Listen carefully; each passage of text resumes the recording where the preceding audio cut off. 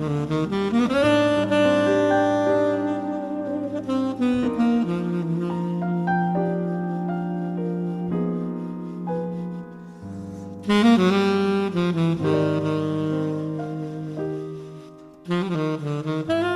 va simplement demander à M. Gomez en premier lieu de réagir sur la décision du Conseil constitutionnel d'abord par rapport à la loi de pays sur la fonction publique. M. Gomez, qu'est-ce que vous en pensez? C'est une décision très récente. Oui, cette décision va de soi. Pourquoi je vous dis ça? Parce que lorsque le texte a été examiné au Congrès de la Nouvelle-Calédonie, Calédonie Ensemble avait déposé des amendements.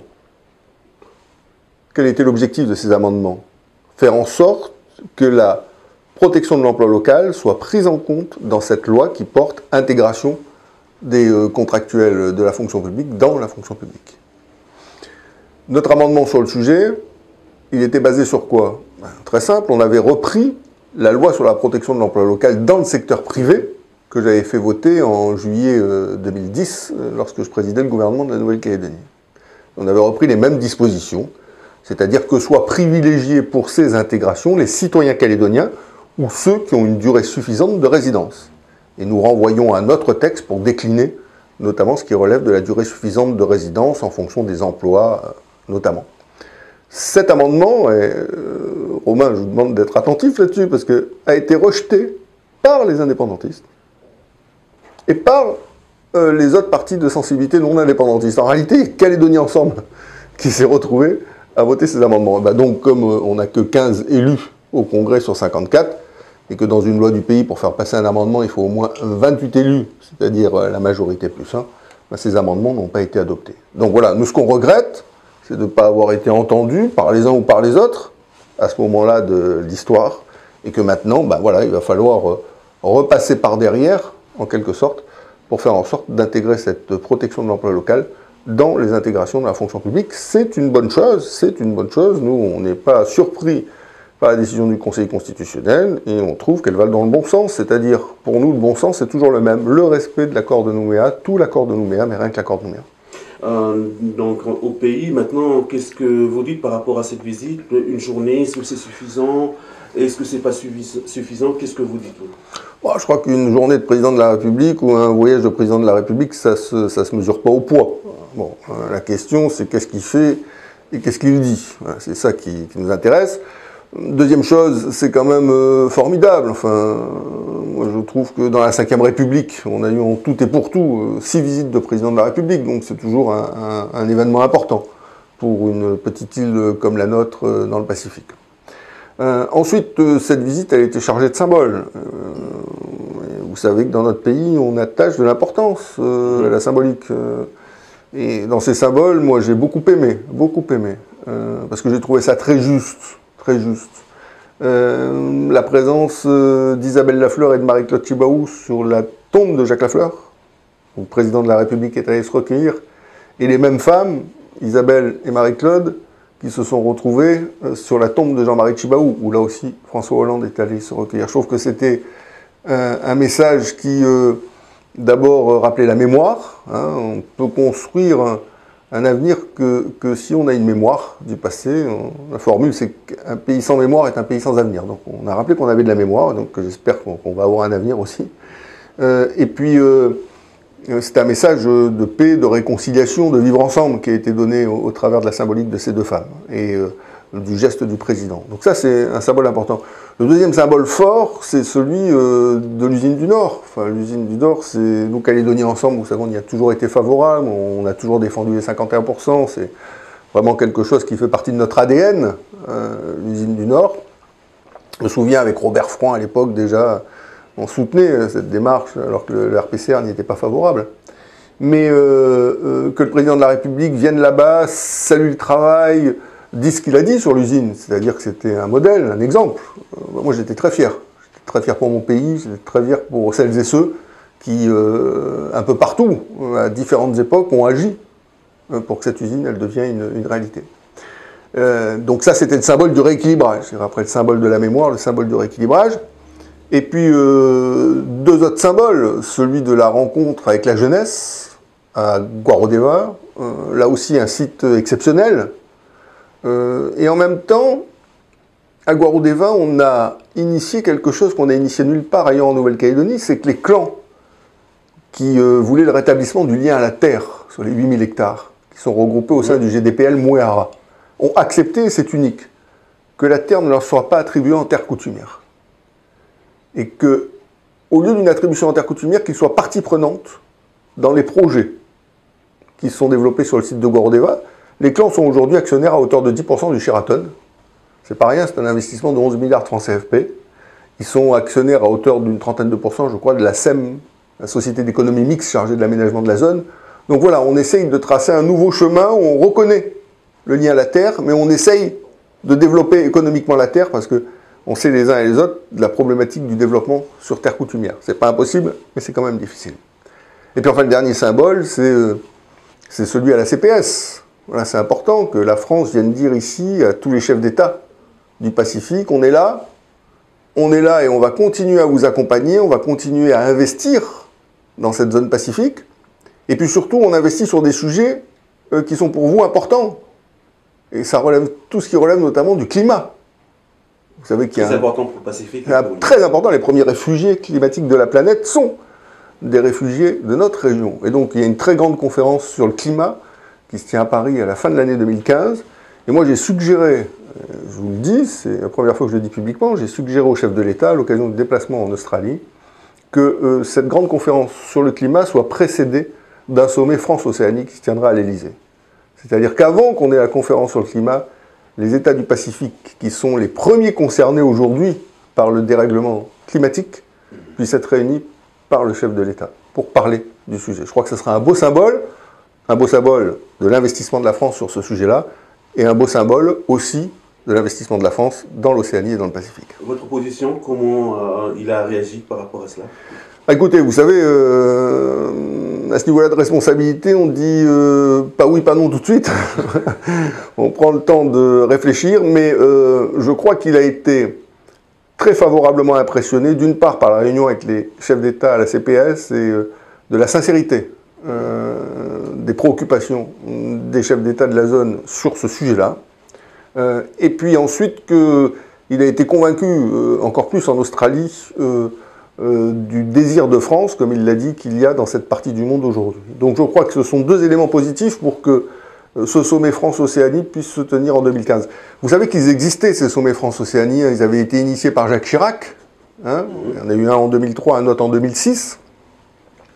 Ils avaient été poursuivis par Nicolas Sarkozy en 2009, mais dans des conditions assez déplorables. Au dernier moment, c'est ni Nicolas Sarkozy qui est venu, ni François Fillon, c'est Bernard Kouchner qui s'est intéressé strictement à rien pendant c'était le mois d'août, donc je pense que c'est le seul qu'ils avaient trouvé à nous envoyer, donc ça a été un sommet dont on va éviter de se souvenir. Et puis depuis lors, il ne s'est plus rien passé. Donc voilà, ce serait bien qu'à l'occasion de cette conférence sur le climat, un sujet majeur pour nous, il y ait à nouveau un sommet France-Océanie. J'espère avoir été entendu par le chef de l'État sur le sujet. Une symbolique donc au cours de cette visite, est-ce que le fait de rencontrer les élus politiques, les partis politiques au centre culturel Tjibaou, c'est une des symboliques de cette visite ou pas ? Oui aussi, mais je dirais que la visite au centre Tjibaou, c'est un cas de figure obligé. Voilà. Le centre Tjibaou, c'est le vaisseau amiral de la culture kanak, de la civilisation kanak. La rencontre plutôt avec les élus politiques, parce qu'il aurait pu choisir le Haut-Sahara ou le Congrès. Alors, tout à fait, non mais vous avez raison, c'est pas neutre non plus d'avoir choisi cet espace-là pour rencontrer les forces vives du pays, et notamment les partis politiques, plutôt qu'un autre espace. Mais le centre Tjibaou, chez nous, c'est aujourd'hui un totem. Donc, voilà, il a été décidé lors des accords de Matignon, il porte un grand nom de l'histoire du pays disparu, hélas, prématurément.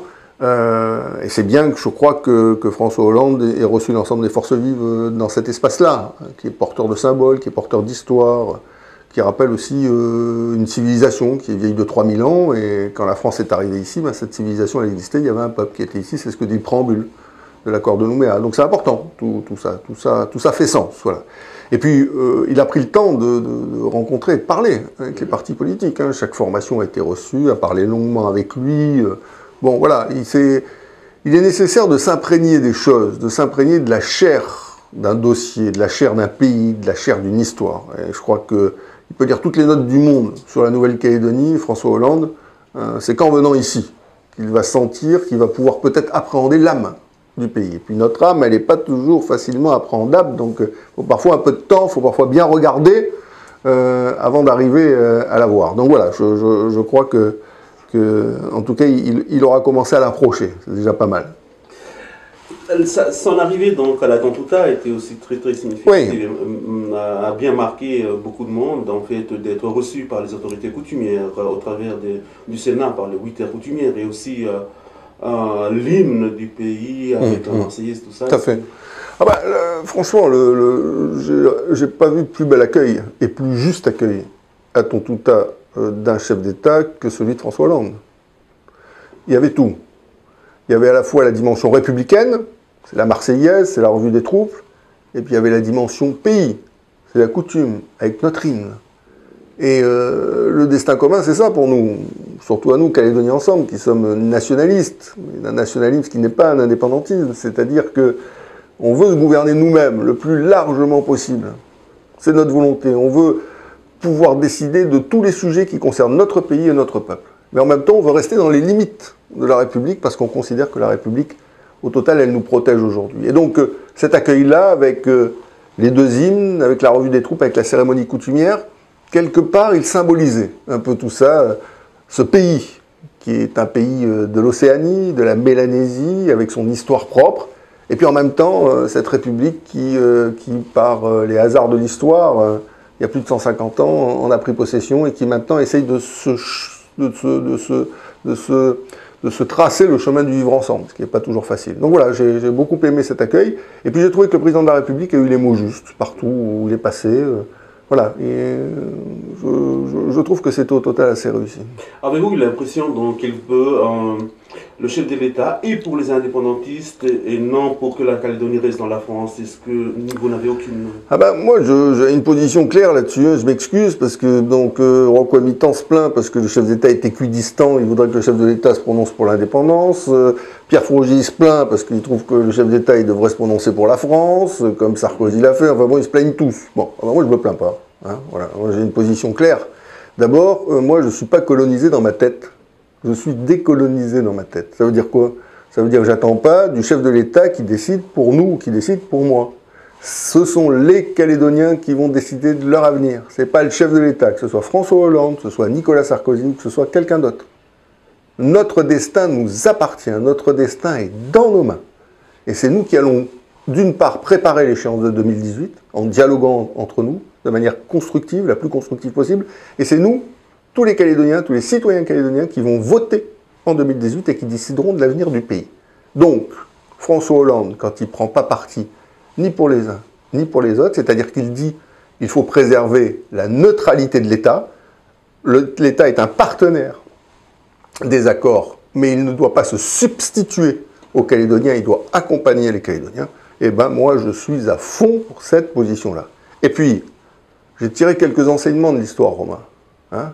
Elle est peut-être un peu vieille pour la jeune génération, mais moi elle est toujours dans ma tête, parce que je me suis engagé en politique à ce moment-là. J'ai tiré les enseignements des événements. Je me rappelle François Mitterrand, président de la République, qui dans ses 101 propositions s'engage pour l'indépendance de la Nouvelle-Calédonie. Quand on a dit aux indépendantistes à cette époque-là, vous allez être indépendants, et puis qu'à la sortie on ne leur donne pas l'indépendance, ça finit par les événements. Et puis je me souviens aussi de Jacques Chirac, Premier ministre en 86, qui lui, balancier qui va dans l'autre sens, prend fait et cause pour les non-indépendantistes. Et pendant 2 années, avec Ponce comme ministre de l'Outre-mer, c'est à fond avec les non-indépendantistes. Ça finit par quoi? Ça finit par ouvrir. Donc, moi je dis, quand l'État prend parti pour les uns ou pour les autres, l'histoire témoigne que ça finit mal dans notre pays. Donc je suis très heureux que François Hollande ait rétabli l'impartialité de l'État. Oui, à un État qui nous accompagne, c'est pour ça que j'aime beaucoup sa phrase qu'il a prononcée au centre Chibaou, la France vous accompagnera, toujours liée avec la France, quel que soit votre choix, hein, que vous souhaitiez rester au sein de la République, ou vous souhaitiez que ça devienne un pays indépendant, la France restera toujours avec vous, mais elle vous accompagnera, elle ne se substituera pas à vous. Je crois qu'on est maintenant mûr pour décider de notre avenir. Pour continuer donc avec Monsieur Hollande qui est passé dans le pays, il s'est rendu tout de suite après pour 2 jours en Australie. Pour vous, en tant que député donc de la 2e circonscription de notre pays, accompagner le président donc dans un grand pays de la région, c'est aussi important, ou c'est une invitation du président ou pas? Qu'est-ce qui s'est passé? Pourquoi accompagner le président? Parce que le président a souhaité que les représentants des collectivités françaises du Pacifique l'accompagnent en Australie. Ce qui est normal, parce que c'était la première visite d'un chef d'État français en Australie. Ça fait 2 siècles qu'on aurait pu la faire, mais elle a fini par se faire maintenant. Donc c'est toujours important, une première visite, c'est une visite historique. Et le président de la République, très beau geste, a tendu la main aux collectivités françaises du Pacifique en disant « Accompagnez-moi à l'occasion de ce déplacement », parce que la France, elle est aussi en Océanie, et il l'a répété à plusieurs reprises lors de son voyage, le premier pays le plus proche de l'Australie, c'est la France, il y a la Nouvelle-Calédonie.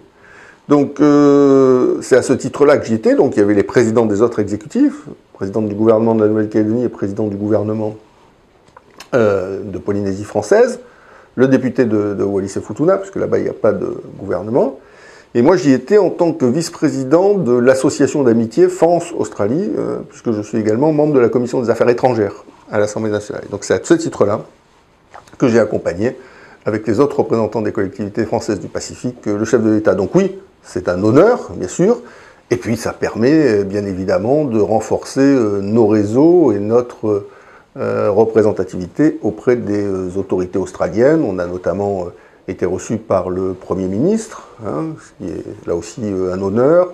On a rendu hommage aux soldats australiens qui sont morts notamment pendant la Première Guerre mondiale, puisque 400 000 d'entre eux sont partis combattre pour libérer la France et 40 000 y ont laissé la vie. On a eu des réunions économiques, notamment à Sydney, puisqu'il faut savoir qu'en Australie, il y a 100 000 Français qui y travaillent. 100 000, c'est énorme. Il y a près de 400 entreprises françaises. Et donc voilà, il y a des liens qui existent, bien sûr, entre la Nouvelle-Calédonie et l'Australie, mais aussi entre la France et l'Australie. Nouvelle-Calédonie, c'est non seulement un flux touristique, comme chacun sait, plusieurs dizaines de milliers de Calédoniens qui, chaque année, vont en Australie, et aux alentours de 15 000 Australiens qui viennent en Nouvelle-Calédonie. C'est également beaucoup de Calédoniens maintenant qui font leurs études en Australie.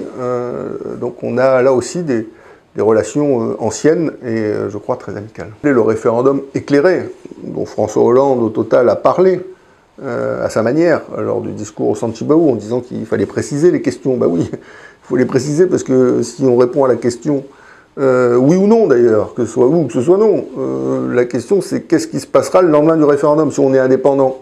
Voilà, beaucoup d'auditeurs qui nous écoutent sont de sensibilité indépendantiste. Bon, si on est indépendant, le jour d'après le référendum, le lundi, on se réveille. Dans quel pays on se réveille? Kanaki. Kanaki, voilà. Mais le problème, c'est que Kanaki, ça ne veut pas tout dire. Il faut, derrière le slogan, définir un projet de société et des institutions. C'est quoi la constitution de ce pays? Quel est le régime des terres dans ce pays? Quelle est la nationalité? Elle est simple, elle est double, elle est facultative, elle est obligatoire. Est-ce que ce pays garde ou pas des relations avec la France? Si oui, quel type de relations? Et notamment sur les 150 milliards qui aujourd'hui chaque année irriguent le pays, est-ce qu'il reste? Est-ce qu'il ne reste pas? Quelle est la place des non-nationaux dans ce pays? Est-ce qu'ils ont une place? Est-ce qu'ils n'en ont pas? Est-ce qu'ils pourront acquérir la nationalité? Enfin, je dis tout ça, c'est pour que tous ceux qui mettent le bulletin Kanaki, pour reprendre l'expression habituelle du monde indépendantiste, ils savent, derrière le bulletin Kanaki, dans quel pays ils vont se réveiller le lundi. Et de la même manière, ceux qui ne veulent pas mettre le bulletin Kanaki, mais qui mettent un bulletin France, Nouvelle-Calédonie émancipée au sein de la République, le lundi, ils se réveillent dans quel pays? Ils ne savent pas non plus.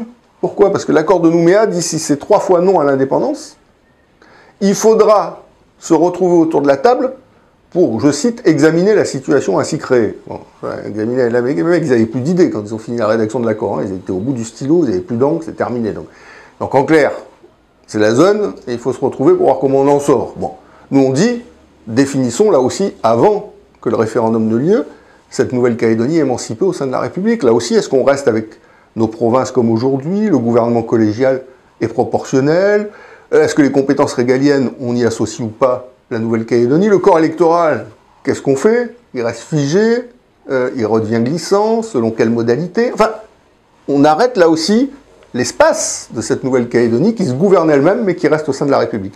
Et là aussi, ceux qui ne votent pas pour Kanaki mais qui votent pour une Nouvelle-Calédonie dans la France, ils sauront le lundi matin dans quel pays ils vont se réveiller. C'est ça le référendum éclairé. C'est-à-dire, c'est un référendum qui vise à ce qu'on bâtisse une alternative partagée de sortie de l'accord. Si on discute ensemble, moi je suis sûr, avec l'Union calédonienne, avec le Palika, avec les autres formations non indépendantistes, moi je suis sûr que sur 90% du projet, on va se retrouver. Qu'on soit pour Kanaki ou qu'on soit pour une Nouvelle-Calédonie en France. On est capable de bâtir 90% d'un même projet politique, économique et social. Et puis oui, il y a 10% qui est l'ultime déclinaison politique, sur lesquels on va se séparer. Il y en a qui vont vouloir un État, une nationalité et le siège à l'ONU, et d'autres qui ne vont pas vouloir de l'État, de la nationalité et du siège à l'ONU. Mais au moins, on aura réussi à nous rassembler sur ce qui nous unit, c'est-à-dire 90%. C'est, selon moi, la meilleure manière de continuer à bâtir le destin commun, même s'il y a une divergence sur la finalité définitive de la direction que nous prenons. Et là aussi, François Hollande, à l'occasion de sa venue, a esquissé quelques traits. Il n'a pas osé utiliser le terme de référendum éclairé, parce qu'on aurait parlé d'un axe. Donc, déjà, comme je suis dans un axe multiple, il n'a pas utilisé le terme, mais au total, c'est bien ce que ça voulait dire. Mais vous savez, avant François Hollande, d'autres ont utilisé cette formule. C'est simplement une formule de bon sens. Voilà. Et ça permet de respecter la conviction de chacun, c'est important. Hein, ça permet de respecter la conviction de chacun, parce que si chacun ne se sent pas respecté dans sa conviction, on aura du mal à aller de l'avant. Vous savez, à Palau, ils ont voté 10 fois. 10 fois. Pour ou contre l'indépendance. Et puis, à un moment, le peuple a décidé que le pays pouvait être indépendant, et il l'a été.